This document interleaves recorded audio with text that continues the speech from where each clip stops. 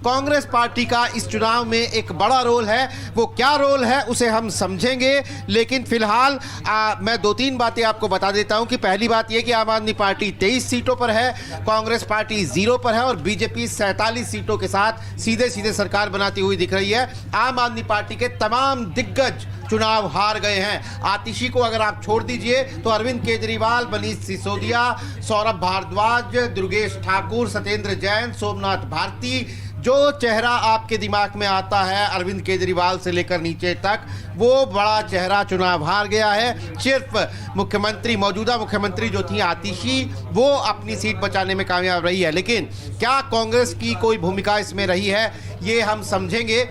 मेरे साथ है विजय विद्रोही जी। विजय जी, क्या कांग्रेस पार्टी का 0 आंकड़ा देख के ये उसे निकाल ही दे इस डिस्कशन से, या कांग्रेस पार्टी का कोई रोल है? नहीं, बहुत बड़ा रोल है। जीरो का आप किसी के साथ जोड़ते हैं जीरो, तो वो संख्या कितनी 10 गुना बढ़ जाती है। बिल्कुल। और अगर आप जीरो को मल्टीप्लाई करते हैं तो सारा हिसाब किताब जीरो पर आ जाता है। फैज साहब का एक शेर है कि वो बात जिसका पूरे फसाने में जिक्र न था, वो बात उनको बहुत नागवार गुजरी है। तो केजरीवाल को कांग्रेस का शून्य लाना बड़ा नागवार गुजरा है। वो इस रूप में कि आप पहले मोटे तौर पर देखिए, बीजेपी को 46% वोट, आम आदमी पार्टी को 44% वोट और कांग्रेस को करीब 6.4% वोट। अब बीजेपी का वोट परसेंटेज 7% बढ़ा है पिछली बार के मुकाबले, 39% से बढ़कर 46% हुआ है। आम आदमी पार्टी का 53-54% घट से 44, यानी करीब 9-10% घट। बीजेपी का जो 7% वोट बढ़ा है, उसमें से 10 में से जो आम आदमी पार्टी का गिरा है, उसमें से 7% वोट बीजेपी ने आम आदमी पार्टी से खींचा है। और कांग्रेस का जो 2.25% वोट बढ़ा है, वो उसने 4.26 से बढ़कर 6.4 हुआ है, वो उसने 2.25% आम आदमी पार्टी से छीना है। तो 10 में से 7% वोट तो बीजेपी छीन कर ले गई, 2.5% करीब कांग्रेस छीन कर ले गई, और करीब तो ये हिसाब किताब हुआ है। आम आदमी पार्टी को नुकसान 7% वोट से बीजेपी ने जो नुकसान उठाया वो तो किया, लेकिन सिर्फ 2.25% ज़्यादा वोट लेकर कांग्रेस ने आम आदमी पार्टी को करीब एग्जैक्ट तो मुझे अभी पता लगेगा, करीब शायद 1 दर्जन सीटों पर भी आम आदमी पार्टी को नुकसान पहुंचाया है। अब 47 में से 1 दर्जन 12 घटा दीजिए, कहाँ तस्वीर क्या होती? 35 और 23 47 में से 12 घटा दीजिए, 35 और 23 में जोड़ दीजिए तो वो भी 35। तो गजब का खेल होता 35 और 35 का। और ये हकीकत है, ये आंकड़ों के हिसाब से, चुनाव आयोग के आंकड़ों के हिसाब से हम कोई हवाबाजी क्यासबाजी नहीं लगा रहे। अच्छा, दोहरी सेंध मारी गई है, मतलब बीजेपी ने भी सेंध मारी और कांग्रेस ने भी मारी।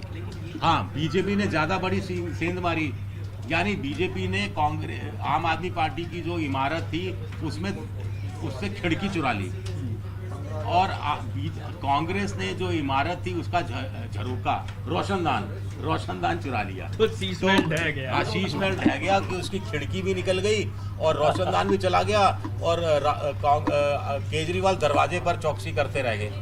भाई, दरवाजे की जरूरत ही नहीं है आपके घर में घुसने के लिए, खिड़की से और रोशनदान से घुस गए। नहीं तो वो सीटें जो आप कह रहे हैं कि दर्जन भर सीटें जो जिन्होंने बीजेपी की जीत में बड़ी भूमिका निभाई,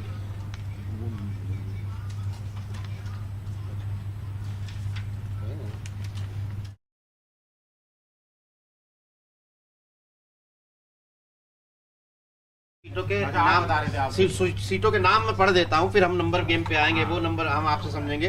तो संगम विहार सीट जो आपकी लिस्ट में सबसे आखिर में लिखी हुई है, संगम विहार सीट बीजेपी ने जीती है। इसमें कांग्रेस की भूमिका क्या है, वो कांग्रेस की क्या भूमिका है वो हम अब विजय जी से समझेंगे, लेकिन पहले मैं आपको वो सीटें बता देता हूं। संगम विहार की सीट है, राजेंद्र नगर की सीट है, त्रिलोकपुरी की सीट है, बादली की सीट है, मालवीय नगर की सीट है, जंगपुरा की सीट है। ये देखिए, मालवीय नगर सोमनाथ भारती, जंगपुरा जो है वो मनीष सिसोदिया, नई दिल्ली की सीट है अरविंद केजरीवाल जी। मैं एक्सप्लेन कर देता हूँ। देखिए, ऐसा है कि 12 सीटें ऐसी हैं, कुल 12 सीटें ऐसी हैं जहां पर जो बीजेपी जीती है, लेकिन जो तीसरे नंबर का कैंडिडेट है उसका वोट जो है वो अधिक है।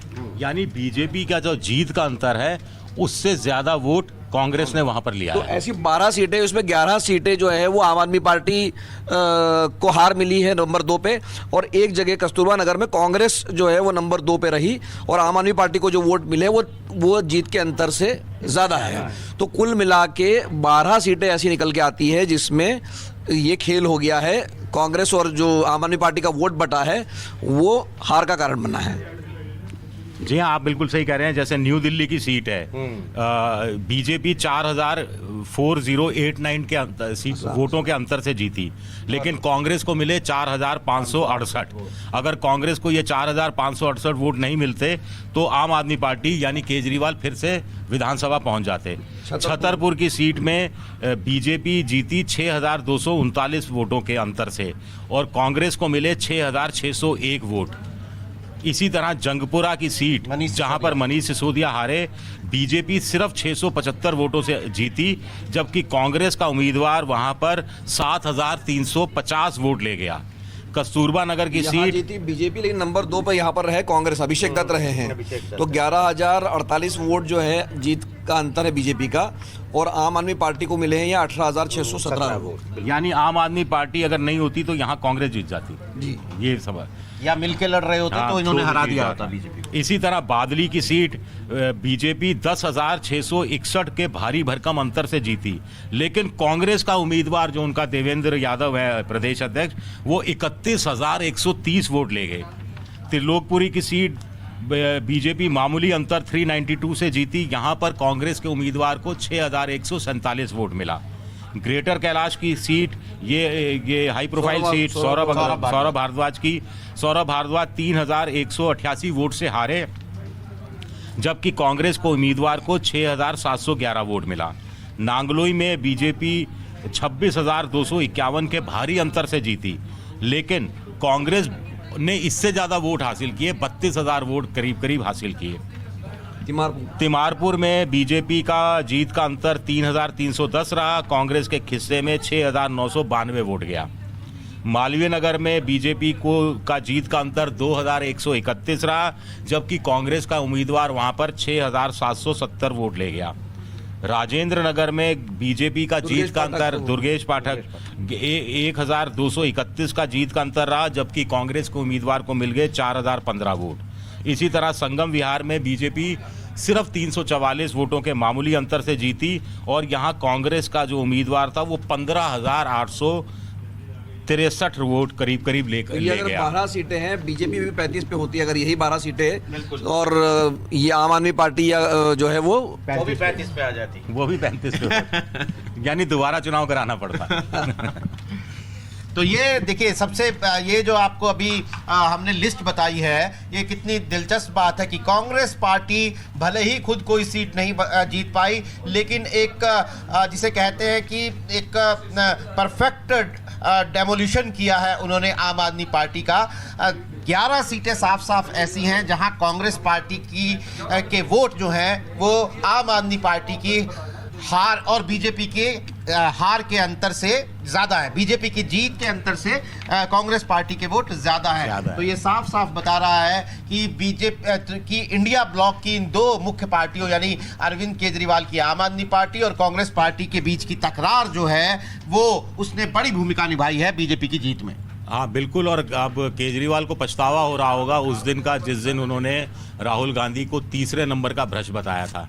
तो केजरीवाल के अनुसार, जो खुद को अपने आप को कट्टर ईमानदार बताते थे, केजरीवाल को पहले नंबर के भ्रष्ट ने और तीसरे नंबर के भ्रष्ट ने मिलकर बुरी तरह से हरा दिया, और जबकि तीसरे नंबर के भ्रष्ट से पहला नंबर का भ्रष्ट वो सत्ता में आ गया। बिल्कुल। तो कांग्रेस की भूमिका बिल्कुल वो क्या जो हम थोड़ी देर पहले बात कर रहे थे कि वो बात जिसका पूरे फसाने में जिक्र ना था, वो बात उनको बहुत नागवार गुजरी है। तो कुल मिलाकर गुजरात में जो केजरीवाल पार्टी घुस गई थी जबरन और 13% वोट और कुछ सीटें ले गई थी, तो उसका बदला एक तरह से राहुल गांधी ने दिल्ली में चुका दिया है। मोटे तौर पर ये भी बात भी कही जा सकती है, और कहीं ना कहीं केजरीवाल के जो राजनीतिक मंच पर विस्तार पाने का जो जज्बा था, सपना था, इंडिया पॉलिटिकल फ्रंट से राहुल गांधी को बेदखल करने की इच्छा थी, वो सब धराशायी हो गई है। और कांग्रेस इस हिसाब से ये भी लगता है मोटे तौर पर कि कि 12 सीटों पर कांग्रेस अगर बीजेपी को जिता सकती है इनडायरेक्ट रूप में, यानी आम आदमी पार्टी की हराने में भूमिका हो सकती है, तो थोड़ी अतिरिक्त मेहनत की गई होती, थोड़ा पहले कांग्रेस चुनाव मैदान में उतरी होती, तो हो सकता है ये 12 सीटें वो जीत जाती। हो सकता है 12 में नहीं तो 6 सीटें जीत जाती, 4 सीटें जीत जाती, 3 सीटें जीत जाती। और बड़ा बेसिक सा फर्क ये है सर कि आप देखिए कि 24 में जब इलेक्शन में बहुमत तक नहीं पहुंच पाई बीजेपी, तो उसने क्या कोर्स करेक्शन किया, और उसके बाद आप देखो हरियाणा महाराष्ट्र से लेकर के आज दिल्ली तक में ये स्थिति आ गई कि 27 साल का वनवास खत्म हो गया। दूसरी तरफ आप कांग्रेस को देखिए, उसके बाद से लगातार नई दिल्ली की जो यूनिट थी वो उपेक्षित चलती रही। आज भी कोई प्रॉपर वहां पर कहते हैं अगर प्रदेश कार्यकारिणी है वो तो है ही नहीं।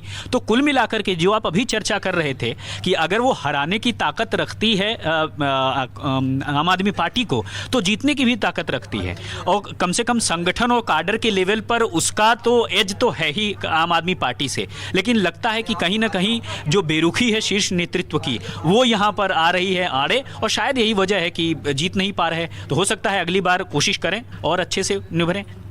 अब देखिए वो उस पर तो ये डिपेंड करता है, क्योंकि कांग्रेस को तो विपक्ष की स्पेस मिली नहीं है, विपक्ष की स्पेस तो अभी भी केजरीवाल के पास है। बिल्कुल। तो कांग्रेस कैसे अपने लिए विपक्ष की स्पेस धीरे धीरे क्रिएट कर पाती है, ये देखना दिलचस्प होगा। दूसरा, मेरे हिसाब से बीजेपी भले ही 47 सीटें जीत गई हो, लेकिन बीजेपी ने बहुत अच्छा चुनाव लड़ा नहीं है। कुल मिलाकर बीजेपी इससे बेहतर चुनाव लड़ सकती थी, उनकी रणनीति में भी बहुत सारी खामियां थी, लेकिन कांग्रेस ने मदद कर दी बीजेपी की। नहीं तो बीजेपी स्थिति में आने के लिए तैयार की स्थिति में नहीं थी। बीजेपी ने बहुत नेगेटिव कैंपेनिंग की, बीजेपी के पास कुछ नया ऑफर करने के लिए बिल्कुल भी नहीं था। वो पद चिन्हों पर केजरीवाल के पीछे पीछे चलते रहे। उनको ये कहने के लिए मजबूर होना पड़ा कि अगर हम सत्ता में आए तो मुफ्त बिजली मुफ्त पानी की स्कीम बंद नहीं करेंगे। उनको रेवड़ियां उसी हिसाब से बांटनी पड़ी जिस हिसाब से अरविंद केजरीवाल रेवड़ियां बांट रहे थे।